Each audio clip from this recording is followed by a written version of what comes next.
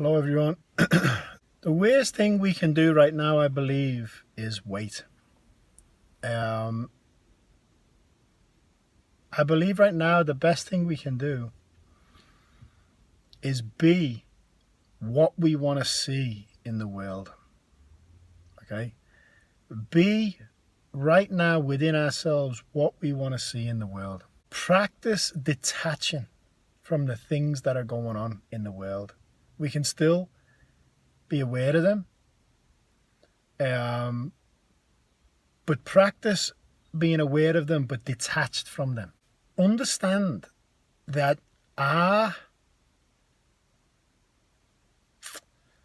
reaction and our response is the most important part of the agenda unfolding. You think about someone wanting to play chess. If there's no one to play chess with them, you cannot play chess on your own.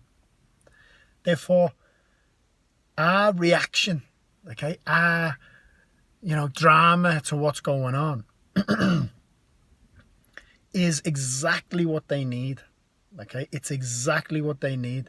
They need to put out breadcrumbs and wait for us to react. This is problem, reaction, solution. They do it on big scale. They do it on small scale. They infiltrate communities and different. We're so easy to be triggered. Okay? I'll tell you something else.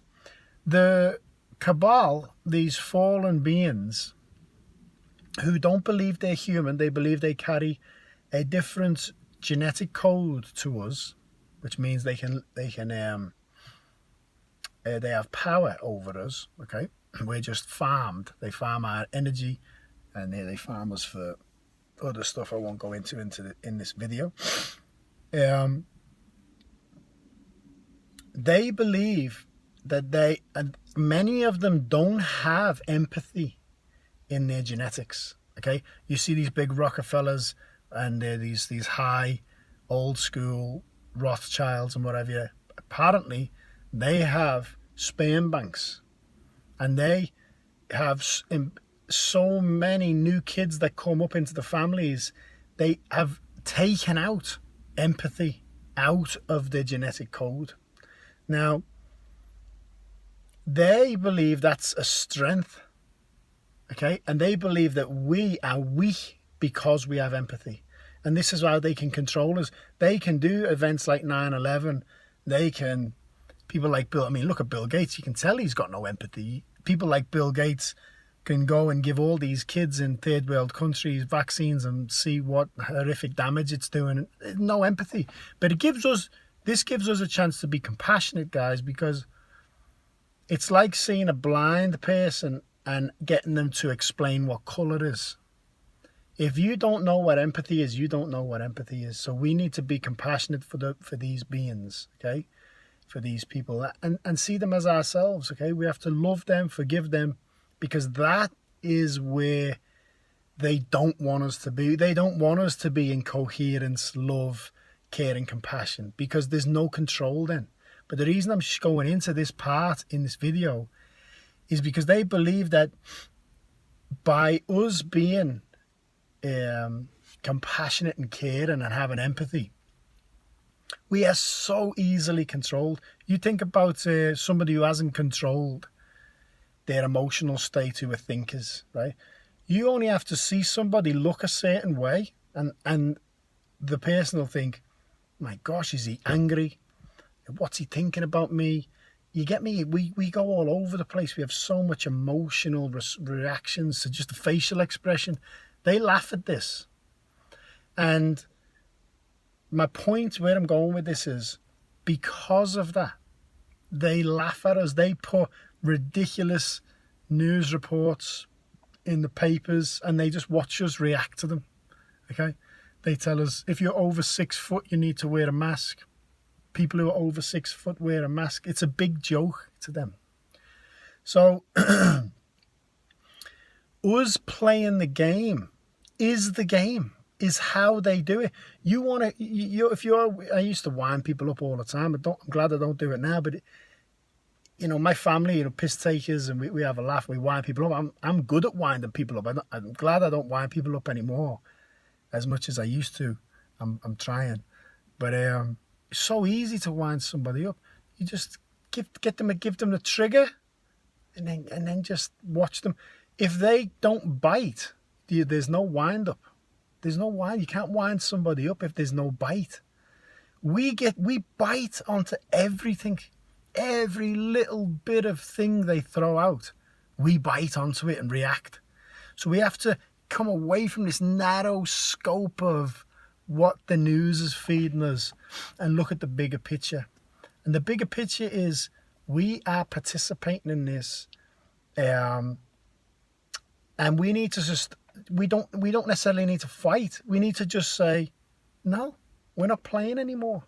But I know that's hard because we're looking at now where I am. 50% of the people are wearing masks, rubber gloves. See people, saw a couple walking down in the shops yesterday, big things on. They both have sunglasses on. They were holding hands with rubber gloves. I'm thinking to myself, so I mean that's happening. So but instead of feeling disheartened, and which is easily done, I can understand that. We need to just be mature about it, and just do our bit. Lead by example. Okay, lead by example, and always look at the bigger picture. Don't label someone a conspiracy theorist. And if you're aware of this, don't label somebody a sheep. We're all in this together. We're just being divided. Also, looking outward to change your inner state is destined to fail. It doesn't work that way. Okay, if we're madly in love with somebody, and we're feeling love on the inside, we see love in the world.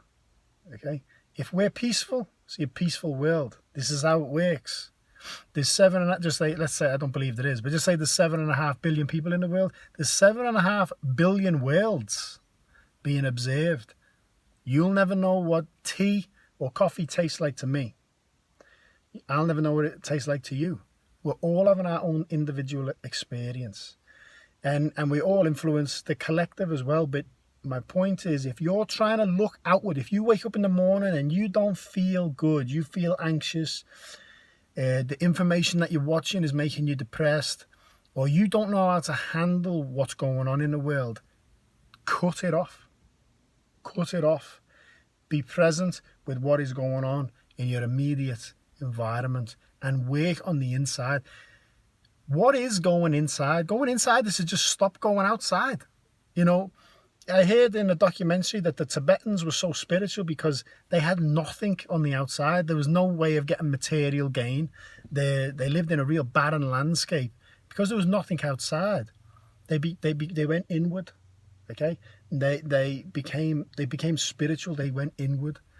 We are intentionally bombarded with stimuli and material things and movies on the outside. We never go in. Some people are scared of silence. Some people are scared of sitting down and closing their eyes and actually observing their own body. Okay, but I suggest you do this. Rest your awareness on your breath. Spend some time every day going inward, which means the spirit observes this reality through the eyes. Shut your eyes, stop going outward, and just observe what's going on inside and learn simple techniques. Go on my SoundCloud, go anywhere. We're living in a time where you can get so many techniques from different practices. Find out what works for you, practice them. External challenges are due to internal chaos. I'm telling you now, you could be in the middle of Paradise Island with all the best fruits and vegetables and foods and lovely people around you. If you are anxious, you are unsettled, or you are angry within, you will see anxiety, depression, anger on the island. Okay? It doesn't matter whether there's right behind where this video is, if I turn the camera around, there's a mountain. We do the mountain walk. They're beautiful.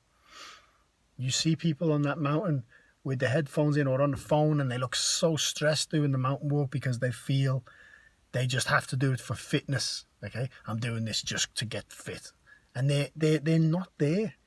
They're missing all the beauty. They're in here. fighting, arguing with someone on the phone, or, gossiping about somebody. And they're missing all the beauty. It's the most beautiful spot, most beautiful view. Some people at the top don't even look at it, just head down. They march up, they march down. So my point is, whatever is going on the inside is what you're going to experience outside. It's as simple as that. So get in nature, whatever you need to do to just settle yourself and observe the bigger picture. So you're not reactive, you're responsive. External chaos is created by the collective consciousness individually. So just as I've just said, if you're in chaos on the inside, your world will be chaotic. But that's for the collective as well. If you have a whole human species who are uneasy on the inside, that's a collective consciousness. We were watching the news and we're bombarded with this information. We manifest the world that the cabal want us to manifest. It's because we manifest. We're always manifesting. So by understanding that whatever we're given, whatever experience we're having right now is what we're meant to be having, we can work with it. Okay? We can realize that no matter what information comes to us, no matter what's going on in the world, no matter what's going on in your immediate environment, and even what's going on the inside, when we realize that it's exactly what we are meant to be experiencing for growth, we realize then that this life is so precious. And this time that we're living in is so fertile. This is the most fertile environment for growth. You think about the perfect conditions in a garden for fruits and vegetables to grow. Okay, we're going through a collective karma cleanse. All of our stuff coming up because there's a universal transition happening. If we're going to transition into that, we have to clean ourselves. We have to clean individual and collective karma. So we need to take responsibility. Take responsibility for what's happening right now, where we are right now, and work through it. Ask for forgiveness for our mistakes, for being here. If we've contributed in the world being in the state it's in, save others, and realize that what we're experiencing, it's like as Zach Bush says, you see a raging river and you put a stick in it, and the stick's resisting the raging river. It's so hard to hold it. Well, that's what we're doing now when we're resisting what's happening. We're like a stick fighting against the current. All we got to do is let go and move with it. And that means, like, I always look at the bigger picture. You know, they're talking about mandatory vaccines in Australia now. When I speak to people, I mean, I am that guy. I went to the shops today. The girl wouldn't take the card off my wife. And I said, do you know why you're doing that? And she tried to give me an answer, and she said, I actually don't know. We just get told to. I said, that's okay. That's okay. But I'm glad I asked the question. I asked the maintenance guy where I'm staying. I'm asking everybody how they feel about what's going on. No one likes it. So we're getting pushed. We're getting pushed to come together and grow out of what's happening. Okay? Grow out of this fear, reactive, playing the game from these fallen cabal. We need to just come together, switch off that thing that's the lie vision, and that's programming us 24 hours a day. If you watch it, don't watch it. And come together and just be. I mean, if you honestly didn't watch the news, and this is anyone, even if you're watching this video and you're pro masks, you're pro this, you're pro that, pro the other, if you did not watch the news, you would not experience anything. You wouldn't know anyone that's died. If somebody got the flu, you'd just treat it as the flu. You know what I mean? It would not going to be any difference. You wouldn't be wearing a mask. And the sad thing is if the news turned around and said everyone doesn't need to wear a mask, no one would wear a mask. Nothing's changed. Nothing's changed. It's just some guy on the news has said you don't need to wear a mask. So by understanding that everything is the spiritual reason for everything, whatever presents itself, we can be grateful. Because life doesn't speak to us in English. It doesn't say, hey, Nick, this is what you need to work on. When something shows itself to me, it's life saying, this is what you need to heal. This is what you need to work on. And that's how life speaks to us. So instead of resisting it and pushing it away, pushing it back out, and it's got to come back again, observe it. Okay, this is coming my way. How do I deal with this? Don't try and understand it here. Move into the heart. I'm sorry if I've contributed to this in any way. I'm telling you now, I've come across some of the most detrimental information I can't even imagine. But rather than pointing a finger at everyone, I have to think, why do I know about this? One, I obviously have some type of duty, some type of role in waking people up to this. But on the other hand is, God forgive me if I've ever been a part of these practices in any lifetime, in a past lifetime. God forgive me, but please, I ask for forgiveness for that.